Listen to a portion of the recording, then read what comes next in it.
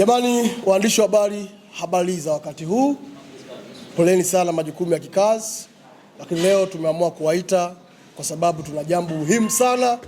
Tunatamani tuhabarishe umma wa wanamichezo, lakini basically mashabiki wetu wa klabu ya Simba, lakini na wanachama wa klabu ya Simba kwa ujumla.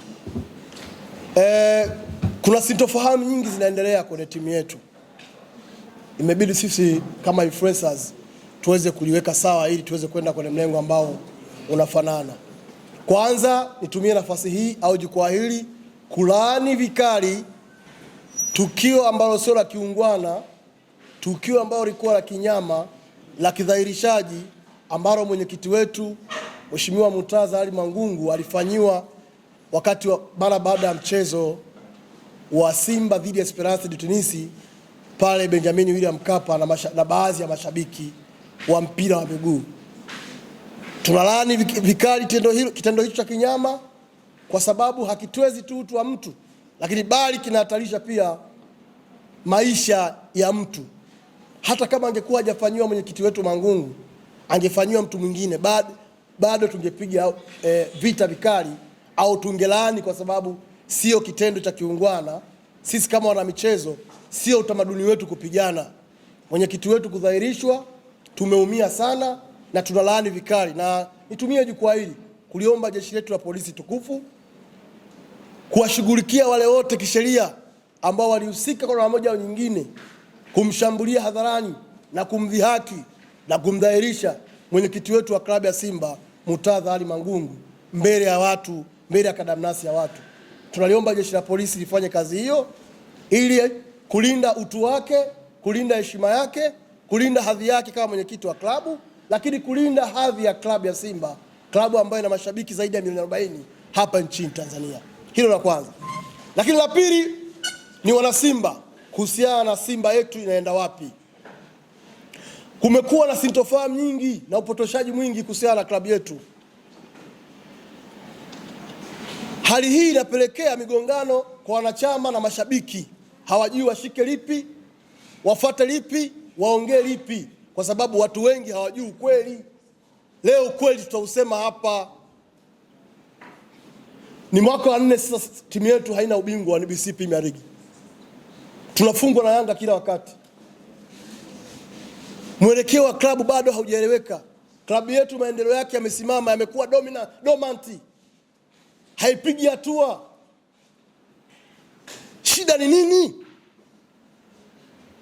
Shida ni nini? Leo tunataka tuwaambie shida iko wapi, ili kila mmoja amwambie Mtanzania shida ya Simba iko hapa. Kwa sababu kuna uongo mwingi huko, watu wanaamua kurithishana. Tumesema hapana. Klabu yetu inakuelekea siko, tuwaambie watu ukweli wajue. Nataka niwaambie matatizo haya mengi ambayo Simba yanatukabili kwenye klabu yetu sisi. Haya matatizo ambayo unaona Simba high progress. Leo klabu ya Simba tunafungwa mpaka na timu ya under 20. Azam FC. Inawezekanaje wapi? Na wakati sisi ndio kwa klabu ya mfano, tuzalishe wachezaji wetu wenyewe, tuwatumie kwenye timu kubwa. Maendeleo yote yamesimama ya Simba. Kila kitu kizungumzia ni transformation ifike mwisho. Tulikuwa tunalalamika, na mimi mwenyewe ni mmoja wapo, kwa nini klabu ya Simba haisajili wanachama? Mnajua shida ni nini? Mwekezaji alizuia wanachama wasajiliwe. Mwekezaji alizuia wanachama wasajiliwe. Na sababu za kuzuilia akasema wakiwa wengi gawio itakuwa kubwa, kwa sababu tunakwenda kwenye mfumo wa uwekezaji, mfumo wa hisa, 51% 49. Wakatengeneza mikakati ya kuandaa ukomo wa wanachama wao watu 50,000. Sisi wanachama na mashabiki tukapiga kelele, hapana, haiwezekani klabu ya Simba wakawa mashabiki 50,000 wanachama. Klabu ina watu wengi. Ina maana mimi Dr. Mo mtoto wangu akizaliwa wakakesha miaka ijayo nataka kuwa shabiki wa Simba, akitaka kuwa mwanachama wa Simba, asipate hiyo platform. Tukapiga kelele na mkutano mkuu wa mwaka 2022 tarehe 21 ukatengua hilo. Wanachama wakawa hawana ukomo, lakini ni upande wa mwekezaji ndio ambao ulipropose, ulipendekeza wanachama wana ukomo wa watu 50,000. Sisi tukaondoa ile zuio. Lakini bado wakaendelea kushikilia toka mwaka 2017 wanachama wa Simba hawajapata haki yao ya kusajiliwa wanachama wapya. Wanachama waliopo ni wale wale. Kwa database ya Simba hawazidi 14,000. Leo Yanga wa database ya watu karibia 200,000 ambao wamesajili wanachama wapya. Wanaingiza hela nyingi sana kupitia eneo hilo. Wanachama wa Yanga wakilipa pesa hao 200,000 hata 20,000 tu wana zaidi ya bilioni 20 kwa mwaka wanazipata. Sisi tunapata nini? Na upande wa uwekezaji walizuia haya kwa sababu hakutaka klabu ya Simba 51% iwe na nguvu kifedha. Kwa sababu ikiwa na nguvu kifedha haiwezi kufuata matakwa ya upande wa uwekezaji. Kwa wakazuia hili la kudahili wanachama wapya ili klabu yetu ikose mapato, isiwe na fedha, ili tuwe ni timu ambayo inategemea mtu. Hatuwezi. Tumechoka. Leo mpaka saizi timu yetu ina struggle kupata mishahara wachezaji. Mwekezaji hapatikani. Dirisha la usajili dogo, mwekezaji hapatikani kwenye Simba mpaka dirisha linakaribia kufungwa. Wewe ndio baba wa familia, unajua kila Januari lazima mimi watoto wangu niwalipie ada. Inafika Januari unafunga simu, unapatikana mwezi wa 4. Wewe ni baba bora kweli? Hapatikani. Timu yetu inahitaji maboresho kiufundi, of course. Hatuna timu mbovu kiasi hicho, lakini kwa wale maeneo ambayo tunaona kama tunafanya maboresho, basi tajiri atoe pesa tuweze kusajili. Tajiri hapatikani kwenye Simba mpaka leo. Mwenyekiti Murtaza Ali Mangungu kwa hekima yake na busara yake akasema hawa wachezaji ambao wanataka kuuzwa, Jean Charles Ahoua anakwenda CR Belouizdad pamoja na Steve Dese Mukwala anakwenda Al Masry, tuwauze, hizi pesa tuzielekeze kwenye kusajili nini? Wachezaji wapya ambao wataisaidia klabu. Ndio unaona kila Libase Gueye, Anicet Yaula, unamuona huyu Nixon Kibabage, goalkeeper Mamadou, pamoja na mchezaji mmoja ambaye klabu ilimpata ikamwambia Jeruti tusaidie kusajili, Jospini Inos Liomba, mshambuliaji hatari kutoka Kongo. Mwekezaji yuko wapi? Kama kubaliana wetu sisi ilikuwa ni kuisaidia Simba. Imekuwa ni mazoea na sio mara ya kwanza. Kuna shida, mwekezaji hapatikani. Kuna wakati niwaambie leo, kuna wakati Simba ilikuwa inataka iende kucheza Al Masry, iende kucheza Misri. Simba ikawa haina hela kusafirisha wachezaji. Mwekezaji hapatikani kwenye simu. Mwenyekiti wetu Murtaza Mangungu akahangaika yeye na wajumbe wake kwenda kukopa pesa kwa baadhi ya wadau ili timu isafiri. Akapata pesa, timu ikasafiri. Lakini timu ilifika finali. Pongezi nyingi anapongezwa mtu mmoja, anakashifiwa mtu mwingine. Matokeo yakiwa mazuri ya klabu ya Simba anapongezwa mtu huyu, anakashifiwa Mangungu. Hapana, mnyongeni haki yake mpeni. Mwenyekiti Murtaza Ali Mangungu ndio mwenyekiti pekee kwa sasa mwenye mafanikio kuliko mwenyekiti yote unamjua wewe tangu Simba iundwe. Kwa takwimu, chini ya uongozi wa mwenyekiti Mangungu timu imeenda finali na asibekane. Chini ya mwenyekiti Mangungu timu imecheza CAF Champions League robo finali 5. Chini ya mwenyekiti Mangungu timu yetu imeingia group stage ya CAF Champions League mara 7. Lakini chini ya mwenyekiti Mangungu timu yetu ya klabu ya Simba mapato yake yameongezeka. Tulikuwa tuna bajeti ya bilioni 1 kwa mwaka. Leo bajeti ya Simba ni bilioni 25. Mapato yameongezeka chini ya utawala Mangungu. Sasa unasemaje Mangungu ni mtu mbaya? Leo tunafungwa pale uwanjani Benjamin William Mkapa, mchezaji anachukua mpira, anarudisha nyuma, tunafungwa. Unapata nguvu wapi ya kumkashifu kiongozi Mangungu? Amekosea wapi? Structure ya uendeshaji wa klabu ya Simba inasimamiwa na bodi ya kurugenzi. Bodi ya kurugenzi mwenyekiti wake anatoka upande wa mwekezaji ambao sasa hivi ni Crescento Simagori. Ndani ya bodi wao wako wengi kuliko upande wa 51%. Wao ndio wana-initiate malipo ya wachezaji, wao ndio wanasajili wachezaji, wao ndio wanapanga kila kitu. Lakini pia chini ya bodi ya kurugenzi ambao mwenyekiti ni Crescento Simagori yupo upande wa mwekezaji wa Isa 51%. Ndani yake kuna wajumbe wetu wapigia kura wa wanachama tuliwachagua, tuna mkuu. Chini yake ndio kuna operation ambayo ipo chini ya CEO. Kuna operation ya klabu ya Simba watendaji wapo 28. Watendaji zaidi ya 27 wote wanatoka kwa upande wa mwekezaji. Ni mtendaji mmoja tu ambaye anatoka kwa upande wa 51%. Sasa timu leo ikikosa matokeo, Mangungu analaumiwa kwa sababu zipi? Niwaambie wana Simba, ni wakati wa kuiamka, kuipigania nembo ya klabu ya Simba. Tumedanganya vya kutosha. Uwekezaji huu kimvuli hautufai. Leo Mohamed Dewji Mo sisi mwaka 2021 mkutano mkuu alituambia atajenga miundombinu. Baba ni play sauti yake sekunde moja. Atajenga miundombinu ya klabu ya Simba kuanzia hosteli za wanawake, hosteli za wanaume, ataboresha Mo Simba Arena. Leo ni mwaka wangapi? Mwaka wa 5. Hajafanya. Kwa nini hajafanya? Ina maana maendeleo ya klabu yetu hayapigi hatua. Leo Yanga wajenga uwanja wao pale Jangwani, ukiisha sura zetu taziweka wapi? Klabu haiendi kwa sababu imejificha koti la uwekezaji, transformation. Sasa hatuwezi kukosa matokeo kwa sababu ya koti la uwekezaji. Ni bora watu sahihi ambao watabeba maono ya klabu ya Simba, wataweka hela kwa ajili ya kuinasua Simba ilipo. Kwa sababu ndani ya timu yetu kuna watu wanapigishana shoti, hii timu ikosa matokeo, laomba tupio mwenyekiti Mangungu, kwa sababu wanajua timu ikifungwa hashambulii tajiri, hashambulii magoli wala nani, ila ni mwenyekiti Murtaza Mangungu. Kwa hiyo wanafanya makusudi.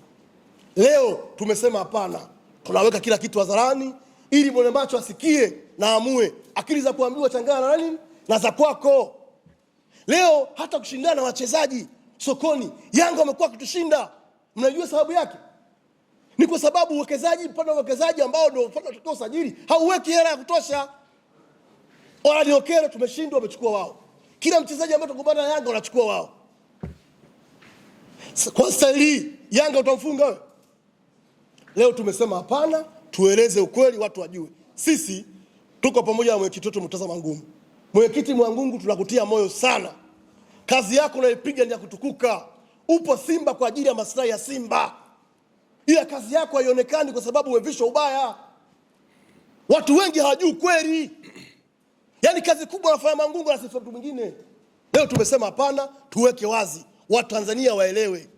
Sisi tuko pamoja na mwenyekiti Mangungu, apige kazi na Mangungu apepewe tena. Sisi tunalewana ndugu zangu.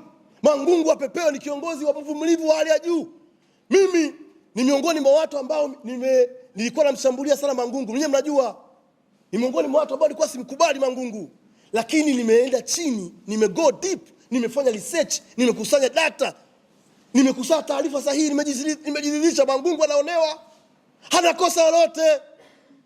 Leo tajiri wetu Muhindi amekuja na mkeka Simba, atudai bilioni 87. Anataka Simba tusaini Simba, tumlipe hela yake. Sisi tunauliza hizo bilioni 87 ni mkutano gani mkuu wa wanachama ambao ulipitisha kwamba yeye anatuazima bilioni 87 anapaswa kurudishiwa? Kwa sababu chombo cha juu cha maamuzi ndani ya klabu ya Simba ni mkutano mkuu. Hakuna mkutano mkuu umekaa akaenda akatuambia bana nawakopesha bilioni 87 mtarudisha. Leo anaforce operation za klabu, viongozi wa klabu wasaini hela bilioni 87 hatudai. Hatuko tayari. Hizo bilioni 87 si wanachama hatuzijui kwa sababu hakutuita kutushirikisha. Labda kuna mtu alimpa aseme. Sisi tunaelewana jamani? Kwa hiyo kimsingi huo ndio utaratibu. Leo klabu yetu haipigi hatua. Miundombinu ya pale Bunju iko dormant. Iko dormant. Hakuna progress yoyote. Tumeishia tu kujenga ukuta pale. Tuna viwanja vya mazoezi. Lakini mwekezaji alituambia atatujengea viwanja na jimu ya kisasa. Iko wapi? Atuoneshe. Sasa hatuwezi kuwa na uwekezaji kimvuli ambao hauna manufaa. Sisi tunachokiomba kama wanachama na tulichokiazimia, uwekezaji huu sisi hauna manufaa na sisi. Waje wawekezaji wengine ambao watatushika mkono. Kama BMT na serikali wameamua kuibariki katiba yetu wa klabu ya Simba iliyopita, kuna mkutano mkuu uliopita, basi izingatiwe hiyo katiba, wawekezaji waongezeke, klabu yetu ipate hela iende mbele. La sivyo tutakuwa tunalia kila siku na tutafungwa na Yanga kila siku. Ndani ya timu kuna wachezaji bora. Kwa mfano, Ino Siliomba ni mchezaji ambaye juzi angewekwa angecheza. Lakini kwa taarifa hizo nazo kuna maelekezo kutoka juu mchezaji fulani asicheze. Akicheza mchezaji huyu kwa sababu kasajiliwa fulani, atasajiliwa na fulani. Hatuwezi kufika huko. Sisi tumechoka hiyo mivutano. Mwenyekiti wetu anaveshwa zigo zito, misumari migumu, jumba bovu ambalo alimuhusu. Sio makosa yake. Na sisi wanachama wa Simba tumeshindwa kuwa watafiti. wa kufuatia shida ya Simba iko wapi. Ni waombe wanachama wa Simba, mashabiki wenzangu, wanachama, tujikite kwenye utafiti kujua chanzo cha Simba ni wapi. Na siku mkija kujua sio Mangungu, mtalia na kusaga meno. Mangungu ni mtu sahihi sana wa kukaa na kuisimamia Simba kwa maslahi mapana ya Simba. Simba yetu inataka kutekwa, iingizwe mfukoni. Hatukubali. Hii ni klabu ya wanachama na itabakia kuwa klabu ya wanachama. Hatuko tayari kuona klabu yetu yachezewa na inakuwa ni tambaa deki ya kila mtu mwenye shida zake anapangusia hapo. Hatuko tayari. Sisi kama wanachama wenye influence kubwa tumeamua kuja mbele yenu kuwaambia wana Simba, si shida ya Simba iko kwenye upande wa uwekezaji. Uwekezaji wake umetuathiri kwa kiwango kikubwa. Wanachama tunalalamikia kadi hazisajiliwi, matawi kuvunjika. Tunazungumzia maendeleo yako dormant. Wachezaji tumekuwa timu ambayo tunanunua wachezaji kila mwaka. Tunazidiwa na Azam, imeanza juzi, inazalisha wachezaji yake wenyewe. Tajiri yupo, kila ukimwambia subiri tasongesha ifike mwisho. Mpaka lini? Kwa sisi tunaomba pia serikali tusaidie. Huu uwekezaji sisi hatutambui. Ni bora ufutwe, uanze upya. Ufutwe kabisa. Kwa sababu ni uwekezaji ambao ni wa kijanja, hauna maslahi na sisi. Uwekezaji huu unatukwamisha. Timu yetu haisongi mbele. Timu leo inakuwa asipopatikana kwenye simu yeye peke yake, timu yote haifanyi kazi. Nyinyi mnakumbuka mechi ya tarehe 8 mwezi wa 6. Dabi ya Kariakoo tulipigwa bao 2. Mnakumbuka? Ule mgomo. Wachezaji paka wanakwenda kwenye mgomo wanadai pesa. Malimbikizo yao ya kafu, tajiri hapatikani. Sasa unaenda kucheza timu kama Yanga iko Pakome yumba nani? Max iko ndani. Alafu una njaa unadai hela yako. Utafanikiwa kweli wewe? Ndio maana tukafungwa. Huu ndio ukweli wana Simba. Kama ni mchungu uchukueni, kama ni mtamu uchukueni. Ila digest, mchambue, tujue sisi kama klabu tunazimia nini. Lakini tumshike sana Mangungu. Ndio kiongozi pekee ambaye atatuvusha hapa tulipo. Mimi nisiongee sana. Kuna waongeaji wengine, mkaribisha JB 64.